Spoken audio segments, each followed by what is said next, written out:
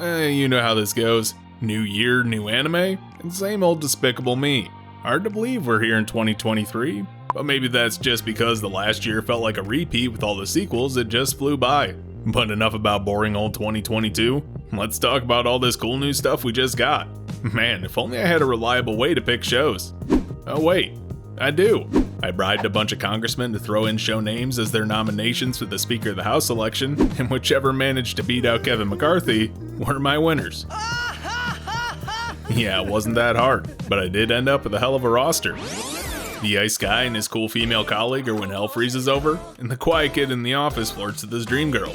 Tired of the kicked out of the hero party shit? Adventurers who don't believe in humanity will save the world has that fourfold, so expect 4 times the angst. Oh man, my shoujo eye senses are tingling, and the magical revolution of the reincarnated princess and genius young lady seems to be the source. Tomo-chan is a girl, sees your cross-dressing femboys, and raises you a tomgirl with enough male charm to make you question your sexuality. Spy Classroom takes all the flunkies from school and shoves them together to learn espionage. Oniichan wa Oshimai took the most overplayed arrow manga plot and just decided to run with it. I feel like I'm having deja vu here, as the Iceblade Sorcerer shall rule the world takes the world's strongest sorcerer and enrolls him in magic school for the millionth time. Farming's never looked so boring, with an actual slice of life isekai and Isekai Nonbiri no ka. I don't really know why anime likes to romanticize slavery, but Sugar Apple Fairy Tale has a fairy and a human hooking up through questionable means. Damn, Spy Family really did a number on us, because Buddy Daddies is just that, hopefully with some homoerotic tensions. The Angel Next Door spoils me rotten and has us doubting reality yet again, with an ordinary guy hooking up with the school's idol. Season 2 of the Misfit of Demon King Academy delivers the hype, and so is Nagatoro-san, ready to give us more meme faces. Kyoko Series Season 2 is... no, absolutely not. The first season of this was a dumpster fire, and I'm absolutely not subjecting myself to that again. Oh god, why? We're 3 for 3 on sequels, with Kyuketsuki Tsugushinu second season. Kubo-san wa Mabo Yurusanai is our latest in the long line of a quiet character being borderline harassed by an extrovert, but this time the sexes are reversed. I'm not even mad Isekai has decided to chill out this season, with Tondemo Skill de Isekai Horomeshi. And lastly, Hikari no O drips with nostalgia so much, it's banking on that selling you on it alone. We've got so many anime, we can't waste a second, so let's get into it. First up is Ice Guy and his cool female colleague. This one's kind of on the plain side, using some gimmicks to boost your interest. The guy's descended from a tribe of Japanese folklore and has ice powers. Because of that, when his emotions run too high, he either causes blizzards, or just freezes people. That makes him pretty aloof.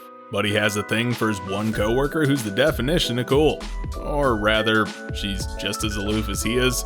But hey, she's got a good heart, so he digs her, and your typical office rom-com ensues. I mentioned a gimmick, and that's the fact that Japanese folklore is real in this show. Descendants from the creatures in it live in the modern world out in the open. I feel that's more flavor text than actually impacting the story here, since it's mostly used for jokes and visual humor rather than an obstacle for the characters hooking up or becoming friends.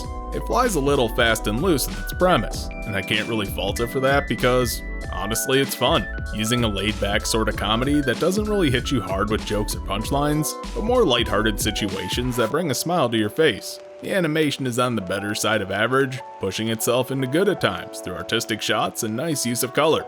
It's pleasing to look at, but doesn't really blow me away like some have. Horimiya comes to mind on that front, but this is certainly a decent start to a rom-com. So check it out if you're into those. Next is adventurers who don't believe in humanity will save the world. So we have a ragtag group of adventurers who come together. Sounds standard enough, but each has had their lives ruined. So while drunk, they bond and form a party, despite their inability to trust anyone. As it turns out, through their adventures, they grow on each other quite a bit. So maybe they're not as jaded as we once thought. Unlike the other kicked out of the hero party type of stories that have sprung up as of late, this one, well, there is no hero party. But this one has 4 people and they bond over that trauma. That bond leads to them healing over time, and that gives them an actual arc to follow. Because hey, suddenly we have characters with development. Holy shit. Yeah, it helps that each of them gets some of the spotlight in the first episode. I think this nails the setup pretty well, because it's not the typical thrown out of the party for the usual, you're worthless sort of reasons, but actual interpersonal conflicts. So kudos. It also doesn't lay it on so thick the audience is rolling their eyes. As for the animation, it's another show on the better side of good. It's polished, solid use of colors, but I'm not exactly seeing much for it to stand out with, to the point that I'm fairly certain this is gonna fall off after a few episodes. That's not a bad thing, but it doesn't help much either. Overall, a decent entry this season for fantasy fans. Isekai just can't be stopped, so let's just mash it together with Shoujo Ai because nerds love girls love. Magical Revolution of the Reincarnated Princess is about a reincarnated girl sucking so bad at magic, she decides to reinvent the entire system using knowledge from her past life. But her brother's fiancé has their engagement called off because the prince just doesn't like her, so they shack up together to research this new magical theory and redeem our would-be princess in the process. Yeah, from that summary alone, the plot's a bit of a mess, but how does it handle two leads with a ton going on in their lives from the get-go?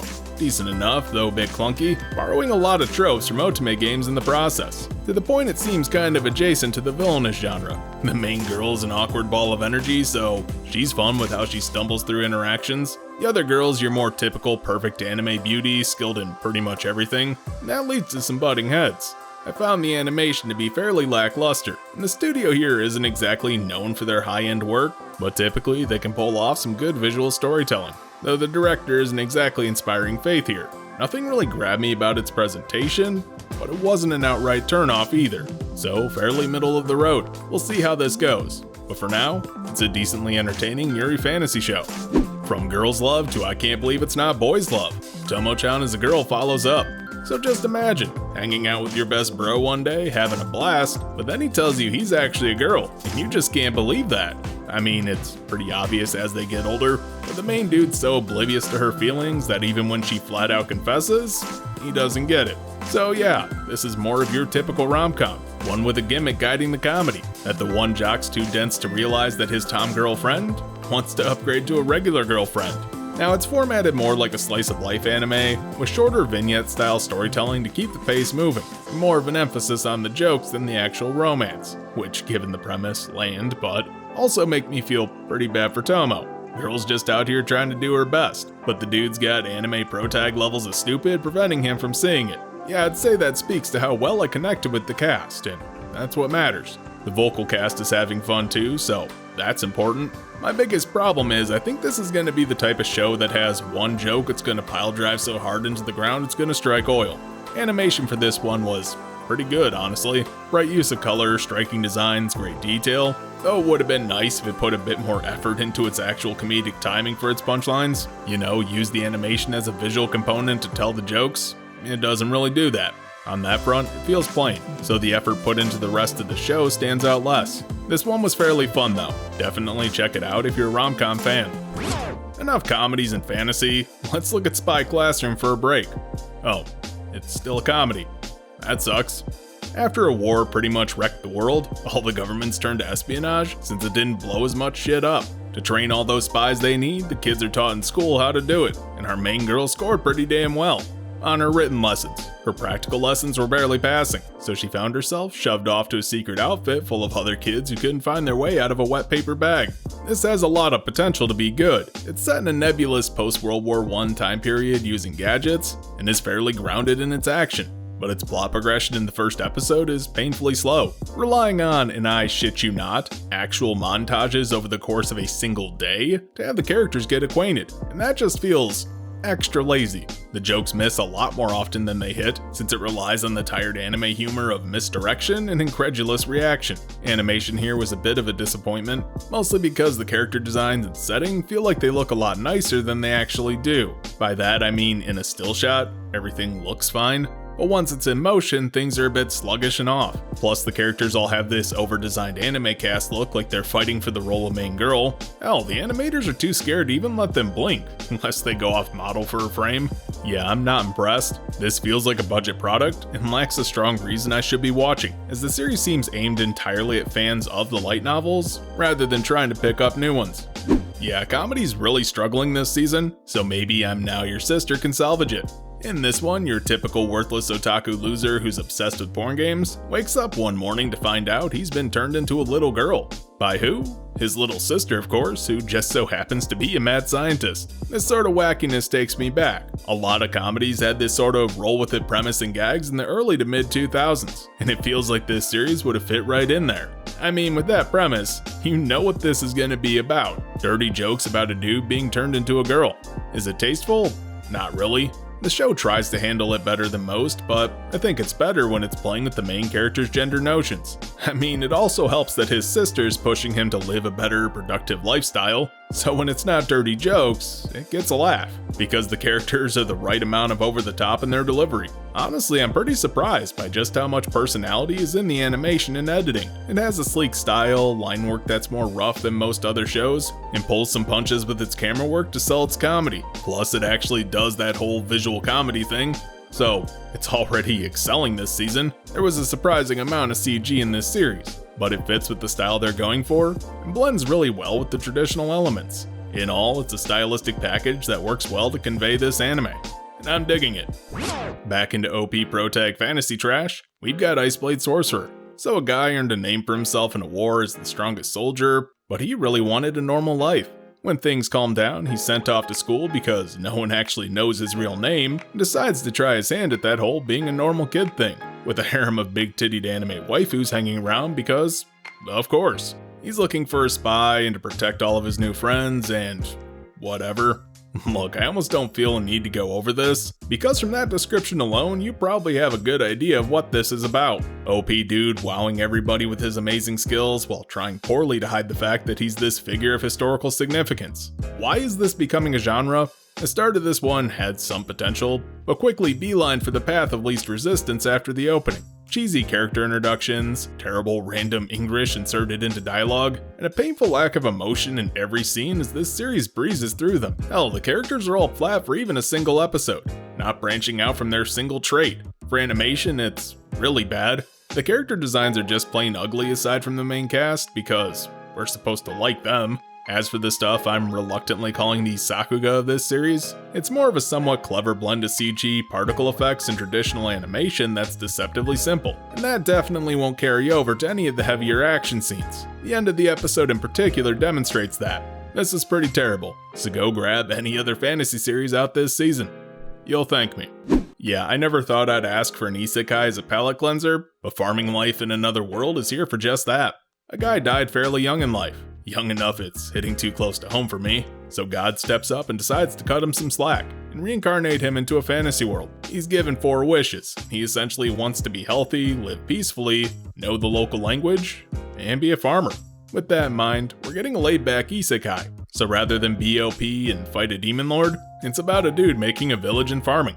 I mean, he's farming some bitches on the side, but that's besides the point. This hits the ground running, jumping ahead to after the dude's established and has a village up and running already, before diving into how he got there. And while it relies on isekai tropes, it's less eye-rollingly bad stuff and more a different direction. And for that, it's a little refreshing. The animation is fairly average, so there's not a ton to write home about. It's honestly invisible, which means I'm at a crossroads on how to rank this one. It's a fairly comfy show, and if that's what you're looking for, I'd say give it a shot. Time to question our morals with Sugar Apple Fairy Tale.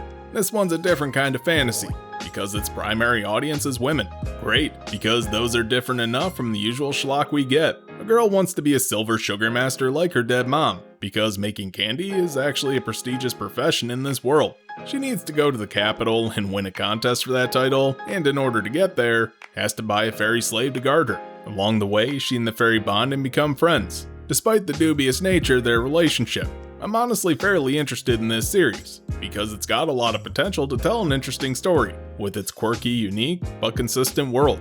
And with that romance tag though, I'm a little worried this could get bad, but nonetheless, it at least acknowledges the fucked up shit in it. Whether it will tell us a morally gray story, address the injustice, or just brush it under the rug, that's gonna take some time. The art style is a strange mix of paper textured backgrounds and pastel characters that pop out from the screen. I think that adds some flavor, and it fits with the tone of the story, but the actual animation is pretty well executed, especially in the action scenes. I will say though, it doesn't really show much on that front, but enough that it lets the art speak. The series is just pretty looking. Overall, I think it's one worth a look. especially for people wanting an actual fantasy series not bogged down in the current trends. Wait, if you're here, then that means we're already at an ad break. Or are we? I guess that depends if you lucked out or not. Anyway, back to the video. Alright, I'm ready to cut loose with some insanity. Buddy Daddies is here to ask what if two best buds working for a criminal organization as an assassin and his coordinator found a kid while working, and decided to look after her. Yeah, the premise is out there. With a balance between a playboy, a pissed off quiet guy, and a rambunctious little girl, it lets the comedy flow pretty naturally. How it bounces from badass gangsters to a married couple bickering really is a highlight. The series kicks off with a great introduction mid-job, showcasing a pretty action-packed but fun shootout scene that tells a lot about what this anime is gonna be like. The music choice really sells it too, going with an upbeat orchestral swing piece. Yeah, I'm gonna say it, this one's just a lot of fun. The animation comes packed with personality, highly expressive characters, excellent color, visually interesting angles, but more importantly, are action scenes that pack a punch with hype. There's a lot of CG used in this anime, but that's fine, since it's used to great effect, blending with the traditional art fairly well, and used to add scope to the scenes. It takes a lot of inspiration from 80s buddy action films based on the music, locations, and even title. So if you're a fan of that genre, it's definitely gonna resonate with you particularly well. For everyone else though, I'd say it's a romp. If you're into comedies and gang action, it'll be right up your alley. Keeping the comedy rolling, next we have The Angel Next Door Spoils Me Rotten. So another in a long line of, in what reality would this girl hook up with this loser? We have a guy lending his umbrella during a downpour to his neighbor. That leads to him catching a cold. Oh no, but this girl happens to be his school's idol who's smart, attractive, good at sports, but also humble, and just all around perfect. To return his kindness, she decides to nurse him back to health and help him with whatever chores he has, even giving him a ton of food, thus building a relationship and romantic tensions, as we slowly discover what led to her sitting out in the rain on that fateful day, despite her perceived perfection. There's a bit of a mystery here, which gives it some staying power, but not a ton as far as I'm concerned. Why? The two leads are pretty dull, with a girl who's perfect but a bit standoffish, but also helpful, and a guy who has the outlook of a cancer patient on his deathbed, but also friendly. Brought to us by Project Number 9, it's about what you'd expect from them. I'm getting pretty tired of seeing this studio, because they're behind pretty much every gimmicky rom-com that feels roughly related as of late. You know the ones, Tomozaki-kun, Higehiro, Mama Haha, and now this. They all have essentially the same art style, and it's like they're running together. The first episode is insanely polished in terms of art. Essentially, it's just a good example of the modern anime art style, and for that, it fades into the background, leaving almost no impression. I mean, don't get me wrong, it's pretty incompetently done, but I'm also numb to it. I guess watch if you're looking for a pretty standard romance story this season. Everything I've heard from this story is there's really no bells and whistles. I literally can't get away from garbage fantasy shows. We've got chillin' in my 30s after getting fired from the Demon King's army. In this one, a 30-year-old ex-member of the Demon Lord's army was ousted because he couldn't use magic, despite being raised by the previous Demon Lord, and his adopted brother saw him as worthless. So he decides to fuck right off and go live in the countryside, until he saved a girl, earned some respect, and realizes he might not be as worthless as everyone says. You'd think that would resonate with me, but unfortunately I don't identify with someone solely based on age. This is pretty bad overall. It lacks a strong reason to watch it, since it just throws you into the thick of it, and I'm left wondering why I should care. The main dude is your average plain Joe sad sack who now finds value in the mundane life he's been presented, and that's like, meant to be this huge paragon shift in his entire world? Great, but why watch this show for the same story we've seen countless times? It could have been better if it wasn't played so by the numbers. Hell, the reveal that this dude was secretly a human adopted by the old Demon Lord was so obvious it hurt. Also, the intrusive ecchi elements don't really help that, making it fade from memory even quicker. The art style and animation are both on the lower end of the plain side. Nothing about this stands out at all. Not even as bad, but just as another anime for another light novel about an OP fantasy protag. So why watch this? Your guess is as good as mine when there's not just better shows out this season, but also period that fill the same niche. Ready for our trek through season 2s? Kicking it off is the misfit of Demon King Academy. It's back, boasting the same insanity as before, with an OP protagonist kicking it about in the distant future, from his perspective, so he can give the whole living a peaceful life thing a shot. This wasn't the first in this genre, but it was one of the better examples, because it managed to not just capture the excitement of these one-sided fights with over-the-top animation and goofy executions, but also has just decent comedy to tie it all together. At the heart, these are people essentially playing on New Game Plus. So what does this season do to improve from the last? Well, it expands the lore, gives us more backstory on the core cast, and gets us back in the rhythm of Anos being a badass pretty quick. Also how the world reacts now that they know he's the real deal Demon Lord. In terms of animation, it's continuing from the last season. It has the same staff, so we're not seeing a decline on that front, and that's good, because it was one of the highlights of this show. I was ready for season 2 when the first one ended, so I'm pretty pleased to see it back. Fans will be pleased, but for newcomers, if you enjoyed the recent trend of OP fantasy protagonists wrecking stuff, this series is one of the better examples in the genre. Keeping the sequel train rolling, we have Nagatoro's second season coming right at us. This was a slice-of-life rom-com that took the internet by storm back in spring of 2021, where a sadistic girl bullies her senpai crush into submission as she deals with her own feelings for him. It's a weird sort of show that's oddly cute at times. Despite being ostensibly about somewhat cringy humor, it salvages it by having characters that initially come across as being pieces of shit, but the more time you spend with them, you realize they're deeper than that.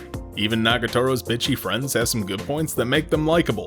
This second season continues a lot of the trends from the first that I liked, but without the added baggage of having to get invested since, you know, I already am. If anything, it's finally amping up the back and forth elements to their relationship. Strides are made towards their inevitable romance, so it's definitely picking up speed. The animation this season is about the same as last, so there hasn't really been a downgrade in quality.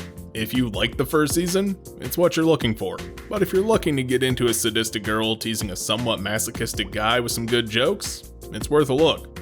More sequels just keep coming. This time we're looking at Kyoushitsu Sugushi News. This was an off-the-wall nonsense sort of show that was a ton of fun when it first came out in late 2021. A vampire hunter kicks down the door of a vampire lorded as the original badass OG vampire, but it turns out he's a tourist trap, super weak, and dies at the drop of a hat. Luckily for him, he's immortal, and moves in with the hunter who blew up his house for fame, and the two team up to solve vampire-related crimes. Because, not all vampires are bad. This is a slice-of-life comedy built around their misadventures that has a lot of fan service, around the men in the show, not the women, and basks in its world's over-the-top zaniness. Season 2 keeps these trends going in full force, which is great. Because it gets a few laughs, the vocal cast is still having a blast, and the comedy is really amplified by the animation. Utilizing a more simplistic style, it lets the series fly fast and loose, so the jokes come quick and keep moving you on to the next, as it wraps up a small story over the course of an episode or two. If you're looking for an off-the-wall comedy this season,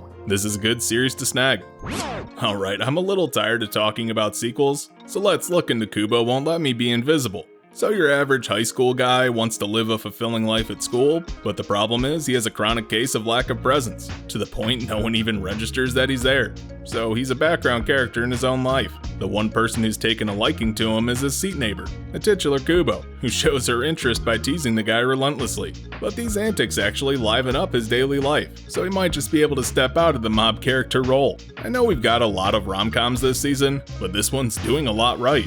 For one, the romance doesn't feel tacked on just to justify the male and female characters getting close, but more of an outcome of their closeness, and that's an important distinction to make. Chemistry matters a lot in a show like this, and how the two leads bounce off one another. I get less a sense of friction like most other shows, and more a sense of attraction. It's not just character A annoys character B. Kubo teases Shiraishi, but there's a clear desire that her doing so is her trying to get closer to him. The comedy isn't crazy or outlandish, instead a lot more grounded, creating strong character-driven interactions that make the audience laugh while informing us a lot about the cast. The art direction is charming, the characters are cute, the color choice is striking, the animation has a lot of personality in how it flows, creating an inviting, nostalgic vibe. Studio Pine did a great job here, and that's saying something since they've been pretty hit or miss in the past. Shows like this are where this studio hits its stride though. I was certainly impressed with this one, because it didn't take long to get you liking the characters this story is about. This would definitely be the rom-com to pick up this season. One more isekai for the road. This time we've got campfire cooking in another world with my absurd skill. This one's about a guy who seems to have been accidentally summoned to this world, and the skill he got is pretty much the ability to order food from a modern online grocery store. Yeah, since it's not a world-saving power, he's tossed out on his own to fend for himself, with Uber Eats following close behind. Using this power, he tames a mythical beast, starts adventuring, and starts selling his otherworldly food. It wastes zero time getting down to its premise, and one thing I like is how absolutely realistic the main dude is. He's summoned with a bunch of high school kids who all jump at the whole hero thing, but he wants no part of it because it clearly looks like something fishy, so he willingly bails before he gets wrapped up in something stupid, and tries to live a normal life in this new world. Finally, an Isekai protag I can get behind. It's kinda hard to classify this. Is it a comedy or parody? But honestly, it doesn't really matter. It knows what it's about and does a good job at conveying that to the audience. The humor is executed fairly well, the world building relies on tropes so it can use them as fodder for the humor, and it comes down to a more lax Isekai experience. The animation is about average, probably because Mappa's still recovering after Chainsaw Man and before One Punch Man kicks into gear, but it's serviceable enough to be invisible. What we're left with is a passable comedy Isekai that's more relatable than most. So if you're looking for that, check it out. I know I'm feeling it. Lastly, let's take a look at Hikari no O. In a world where a massive war put humanity on the brink, fire itself has become toxic except for one source, from monsters deep in the forest. Those who go out and hunt them are called fire hunters. But there's a legend out there about a king of the fire hunters who can harvest fire from a man-made star. So enter our main characters, fighting to survive and possibly bring that whole legend to life. This one has a lot of potential to be good, not just with its strong world building, but also venturing out from current trends. Mixing a traditional pre-modernization era of Japan with post-war technology that strikes a balance of old and new, combined with the fantasy elements, creates a world that's easy to delve into. The story itself, though, feels a bit clunky with its introduction, since it shows the main girl witnessing a guy die to protect her, and also he's a fire hunter, but after the opening it shows that exact same scene in a flashback, but it gives the basics of why she's out on her journey, subtly explains the world, and is overall fairly competent.